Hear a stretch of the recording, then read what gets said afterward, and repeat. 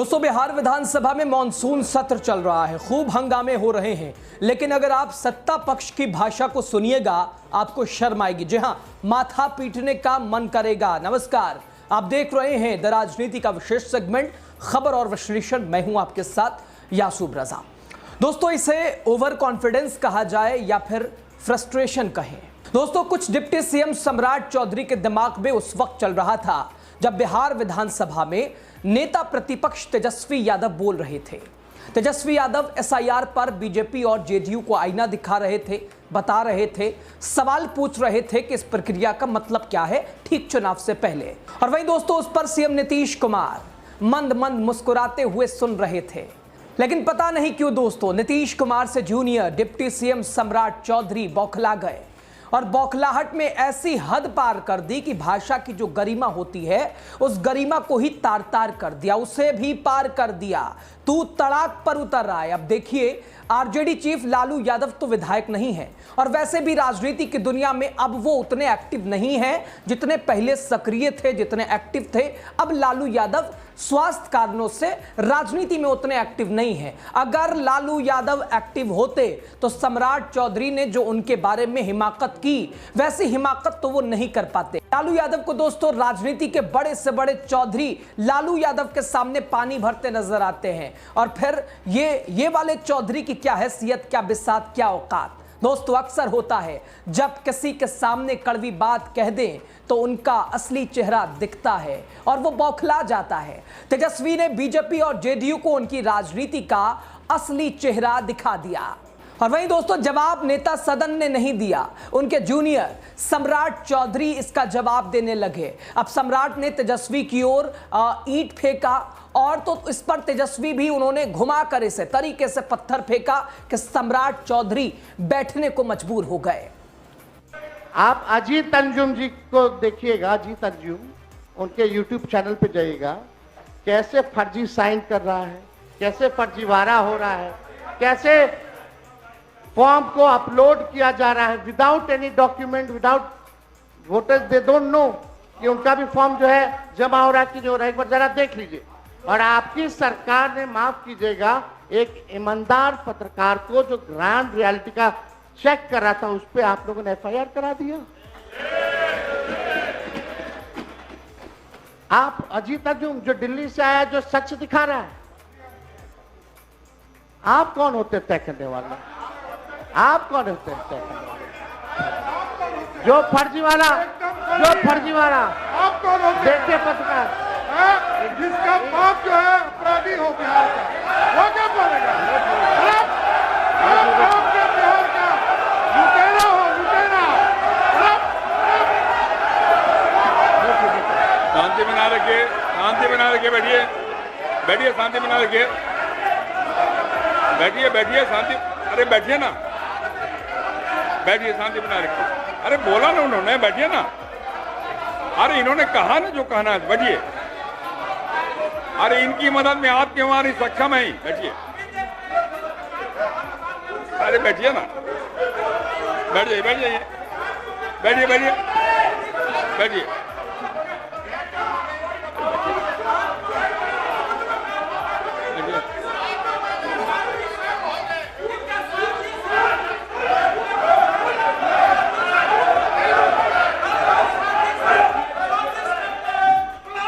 बैठ जाइए, बैठ जाइए, अरे बैठिए बैठिए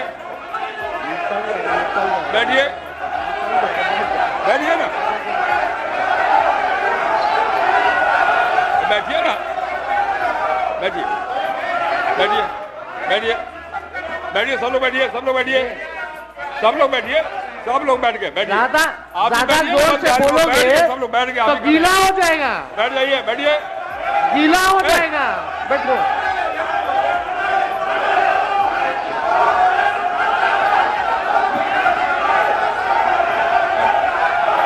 संजय जी, संजय कोको।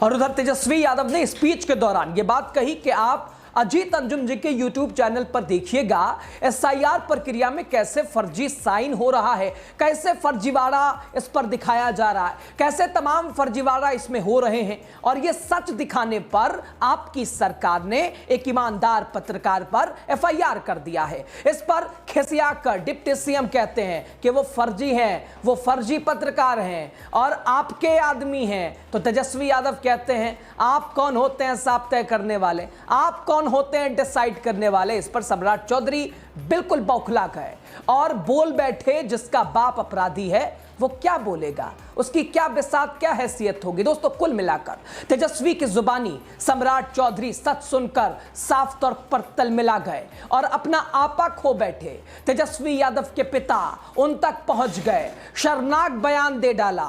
हालांकि तेजस्वी तो उस स्थिति में बिल्कुल समान अवस्था में रहे। जिस तरह से दोस्तों सम्राट चौधरी ने लालू यादव तेजस्वी के पिता बिहार के पूर्व मुख्यमंत्री साफ तौर पर लालू यादव के ऊपर निशाना साधा, शब्दों की गरिमा को ठेस पहुंचाया, वो भी लोकतंत्र के मंदिर में, तो ऐसे में सवाल उठना लाजमी है। उधर तेज प्रताप यादव भी भयंकर गुस्से में आ गए। तेज प्रताप ने जो कहा उसे तो लग रहा है कि सम्राट चौधरी का अब उनकी आगे खैर नहीं है। सम्राट चौधरी से आज नहीं तो कल अपने तरीके से अपने पिता के अपमान का हिसाब सूद समेत तेज प्रताप यादव बदला लेने के लिए तैयार नजर आए हैं और आज उसकी झलक भी दोस्तों दिखाई दी। दोस्तों बिहार विधानसभा के मानसून सत्र में तेजस्वी यादव और डिप्टी सीएम सम्राट चौधरी के बीच हुई तीखी बहस को लेकर तेज प्रताप यादव भड़क उठे। उन्होंने सम्राट चौधरी पर तीखा हमला बोला और कहा कि उनकी भाषा और व्यवहार पूरी तरह से अशोभनीय है।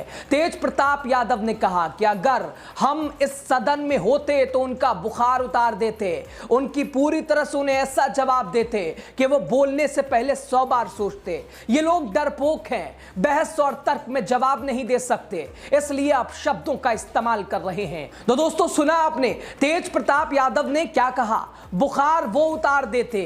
वास्तव में जिस तरह के शब्दों के इस्तेमाल, उसका इस्तेमाल सम्राट चौधरी ने जिस तरह के शब्दों का इस्तेमाल लालू यादव के लिए किया, उस पर गुस्सा होना तो लाजमी है। दोस्तों तेज प्रताप यादव ने आगे कहा कि सम्राट चौधरी का अस्तित्व अब खत्म हो चुका है, समाप्त हो चुका है, दिन पूरे तरह से दिन भर चुके हैं, दिन उब चुके हैं। अब ये लोग जा रहे हैं बिहार से, वो उस पार्टी से आते हैं जिसके साफ तौर पर जिसके नाथूराम गोडसे ने महात्मा गांधी की हत्या कर दी थी। और ऐसे लोग सिर्फ गुंडागर्दी करते हैं। सदन में यही दिख रहा है, सदन में ऐसे ही तस्वीर दिख रही है, ये गुंडागर्दी कर रहे हैं, ये सत्ता पक्ष के लोग तानाशाही पे उतर आए हैं और पूरी तरह से मनमानी कर रहे हैं। किसी के पिता को गाली देना इनके लिए आम बात हो गई है। अगर हम भी इनके पिता को गाली देने लगे तो इन्हें कैसा लगेगा और उनमें हम में फर्क क्या रहेगा। बिहार विधानसभा जैसी लोकतांत्रिक जगह पर इस तरह की भाषा का इस्तेमाल करना बेहद शर्मनाक है। दोस्तों आप सर पीट लीजिए अगर आप चाहें तो, इस तरह का माहौल नहीं बनाना चाहिए। सदन में गठबंधन के नेता जनता के मुद्दों को उठा रहे थे, जो विपक्ष का काम होता है वो विपक्ष कर रहा था। विपक्ष सरकार से सवाल पूछ रहा था और शायद सदन की कार्यवाही दोस्तों इसीलिए भी होती है। लेकिन बीजेपी नेता जनहित के बजाय गाली गलौज पर उतर आए, बदतमीजी और बदजुबानी पर उतर आए और ये लोग दोस्तों मुद्दों से भागते हुए भटकते हुए नजर आए। भाई लाजमी है एसआईआर चुनाव से ठीक पहले क्यों कराना। सरकार चुनाव आयोग से सवाल अब पूछे जाने पर पूरी तरह से सत्ता पक्ष तिलमिलाया नजर आ रहा है, जवाब देने से भाग रहा है, जो कि आप देख रहे हैं। बहरहाल दोस्तों अब आप ही बताइए सदन में चर्चा कौन नहीं होने देना चाहता है। दिल्ली में सदन की हालत क्या है आप देख रहे हैं और बिहार विधानसभा में बहस का स्तर क्या बचा है आपके सामने है।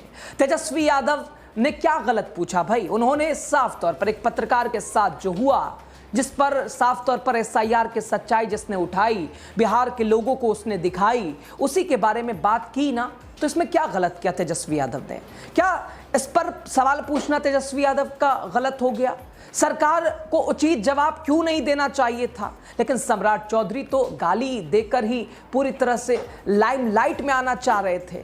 तो क्या माना जाए, बीजेपी के नेता जब तथ्य और तर्क से हारते हुए दिखाई देते हैं, तब ऐसे आक्रामक होकर निजी हमला करने पे उतर जाते हैं। अब दोस्तों, बहुजन समाज के नेताओं का विरोध करने के लिए बहुजन समाज से ही कुल्हाड़ी बनाते हैं और बिहार के लोगों को विधानसभा की इस बहस को खास तौर से दोस्तों देखना चाहिए। आपको ये बहस, विधानसभा का ये सत्र, ये हंगामा, सत्ता पक्ष की तानाशाही आपको देखनी चाहिए और विश्लेषण तो जरूर ही करना चाहिए। सत्ता में बैठे नेताओं की भाषा में गरिमा कितनी बची है?